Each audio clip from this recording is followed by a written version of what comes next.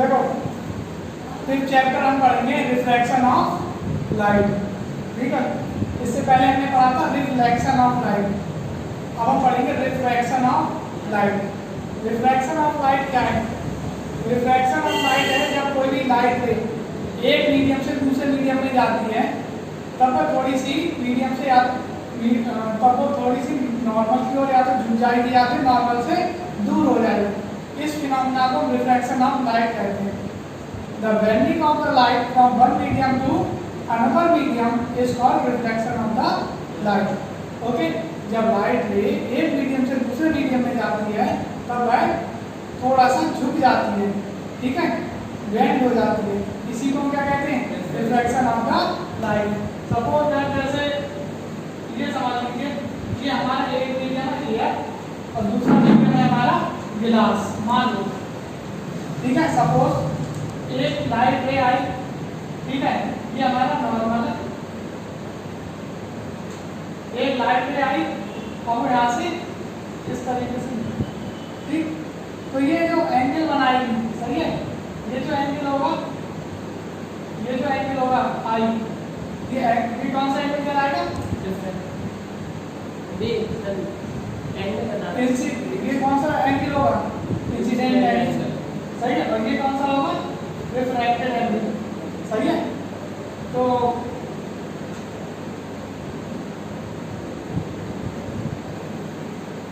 इसमें साइन आई और sign are का रेशियो कांस्टेंट होगा, ठीक है, क्या होगा? कांस्टेंट। हम शुरू से पढ़ते हैं क्या है रिफ्लेक्शन।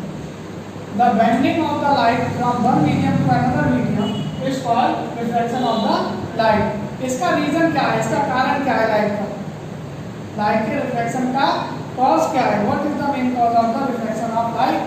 इसका मेन कॉज है कि जब एक लाइट रे एक मीडियम से दूसरे मीडियम में जाती है तब उसकी स्पीड, लाइट की स्पीड क्या होती है? चेंज हो जाती है।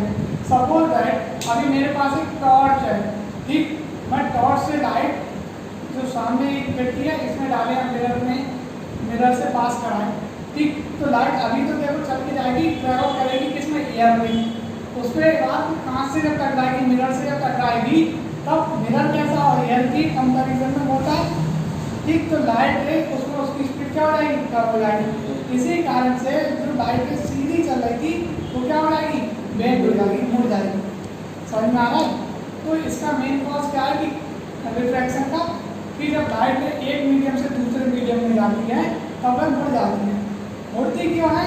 क्योंकि मीडियम चेंज कर दिया हमने, लाइट की स्पीड चेंज हो गई है। लाइट की स्पीड चेंज होने की वजह से रिफ्रैक्शन को आया समझ में। अब मीडियम की बात करते हैं। दो टाइप के मीडियम होते हैं, एक होता है रेयर मीडियम और दूसरा होगा डेंसर मीडियम, सही है। रेयर मीडियम क्या होगा? रेयर मीडियम वो होगा जिसमें स्पीड की लाइट ऑफ स्पीड बहुत ज़्यादा हो, सही, और डेंसर मीडियम जिसमें स्पीड ऑफ लाइट कम होगी। अगर हम दो मीडियम की बात करते हैं, एक हमने मीडियम ले लिया गिलास और दूसरा मीडियम ले लिया हमने एयर, ठीक है। तो एयर कैसा हो जाएगा? रेयर। एयर कैसा हो जाएगा? Rare medium. और ये कैसा हो जाएगा? Denser medium. समझ में आया? ये हो जाएगा तुम्हारा डेंसर मीडियम, ठीक है। ये डेंसर हो जाएगा और ये रेयर हो जाएगा। रेयर क्यों होगा? क्योंकि एयर में स्पीड ऑफ लाइट बहुत ज़्यादा होगी, सही है। और जबकि अगर आप ग्लास की बात करोगे तो उतनी नहीं होगी। समझ में आया नहीं? ठीक है। तो अब अगर हम इसको हटा के इसको हटा करके हमने इसकी जगह वाटर ले लें, ठीक है। अब वाटर और ग्लास में कंपेयर करो, अब कौन रेयर और कौन डेंसर। अगर हमें मान लीजिए कोई कहता है कि एक लाइट रे ग्लास से वाटर में जाती है, तो हमें यह पता करना है कि इसमें रेयर कौन होगा और डेंसर कौन होगा। तो देखो वाटर रेयर होगा क्योंकि वाटर में स्पीड ज़्यादा होगी। पहचानना क्या है कि जैसे जिसके मॉलिक्यूल थोड़े जितना ज़्यादा दूर होंगे उसमें स्पीड ऑफ लाइट उतनी तेज़ी से ट्रैवल करेगी, ठीक है। मतलब स्पीड ऑफ लाइट ज़्यादा होगी, लाइट उतनी तेज़ी से ट्रैवल करेगी। जैसे कि एयर में मॉलिक्यूल्स दूर दूर होते हैं तो ये रेयर हुआ। हमने गिलास लिया, गिलास कैसा है? सॉलिड, तो सॉलिड में बहुत पास पास होते हैं, फिर डेंसर का। आप वाटर और ग्लास की बात करते हो तो देखो वाटर में मॉलिक्यूल थोड़े दूर दूर होते हैं,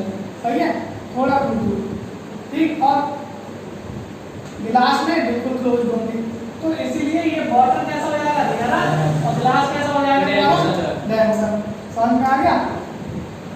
अब effect of reflection of light, ठीक है, हमारे डेली लाइफ में हम इसके बहुत सारे एग्जाम्पल्स देख सकते हैं कि रिफ्लेक्शन ऑफ लाइट के क्या क्या एग्जाम्पल होते हैं, ठीक है।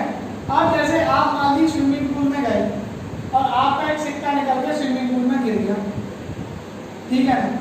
अब आपको क्या लगेगा, वो सिक्का जब आप उसमें स्विमिंग पूल में झाँकेंगे, ठीक है, झाँक करके देखेंगे तो आपको लगेगा सिक्का ऊपर है। आपको एक्चुअल जो डेप्थ है उसकी वो आप नहीं पता कर पाएंगे कि इतनी ही एक्चुअल डेप्थ होगी। समझ में आ रहा है? आपको लगेगा कि सिक्का बहुत कम गहराई पर है और हम ऐसे निकाल लेंगे उसे, ठीक। ऐसा क्यों हो रहा है? ऐसा हो रहा है ड्यू टू रिफ्रैक्शन।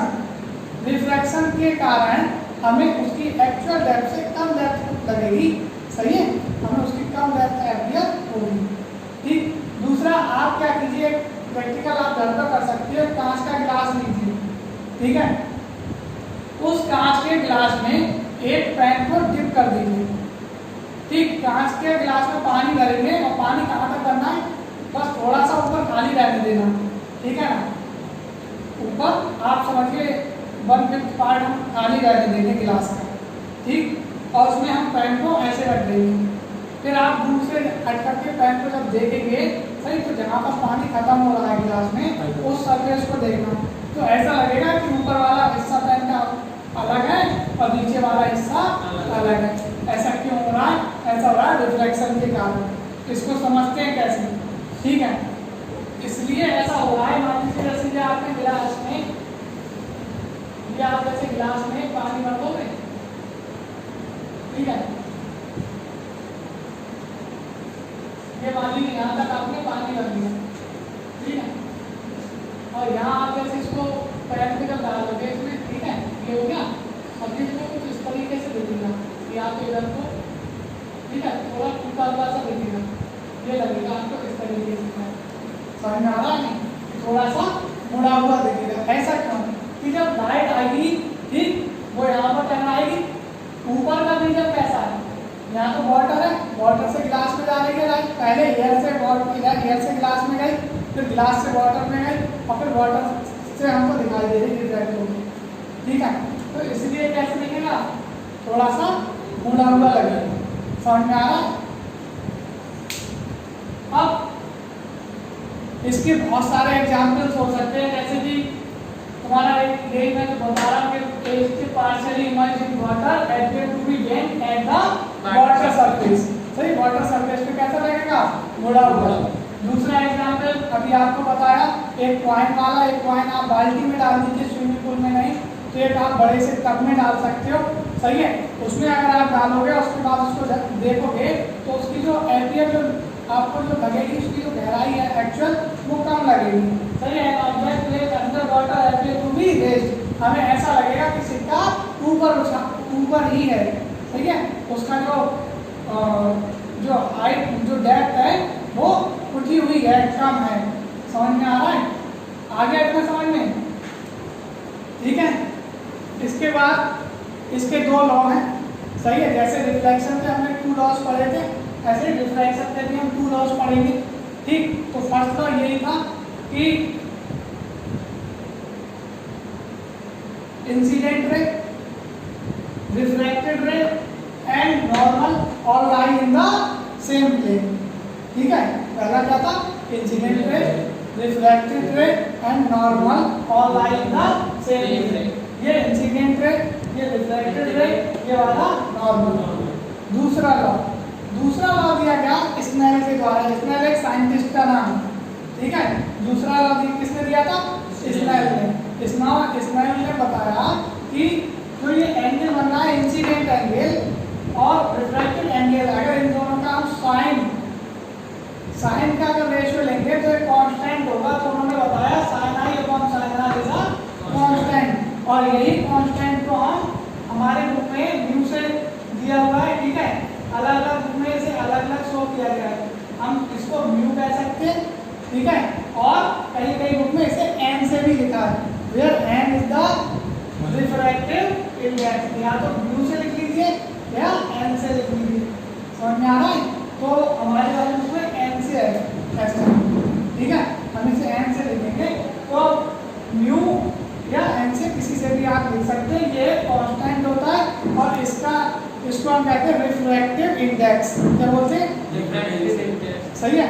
तो refractive index is the ratio of sine i over sine r. यानी कि अगर हम इंसिडेंट एंगल का साइन ले लें, ठीक है, साइन आई और रिफ्रैक्टिव एंगल का साइन आर, और इन दोनों का अगर हम एक रेशियो निकालते हैं तो हमें एक कांस्टेंट मिलेगा। यही सेकंड लॉ ऑफ रिफ्लेक्शन या फिर स्नेल लॉ कहलाता है। ठीक है, आगे समझ में। तो कौन कौन से दो लॉ हो गए? फर्स्ट लॉ हमारा हुआ incident ray, reflected ray and normal और like the same plane, and second sin i upon sin r equal to constant, and this constant is called refractive index. Okay, then this means refractive index is the ratio of sin i over sin r. Okay, तो ये दोनों law हो गए हमारे, ठीक। और इस refractive index के लिए एक फॉर्मूला हम और भी लिख सकते हैं कि speed of light in medium upon speed of light in vacuum. समझ में आ रहा है? ठीक है, आ गया। अब इस पर हम न्यूमेरिकल करेंगे इसी क्वेश्चन पर। ठीक है, तो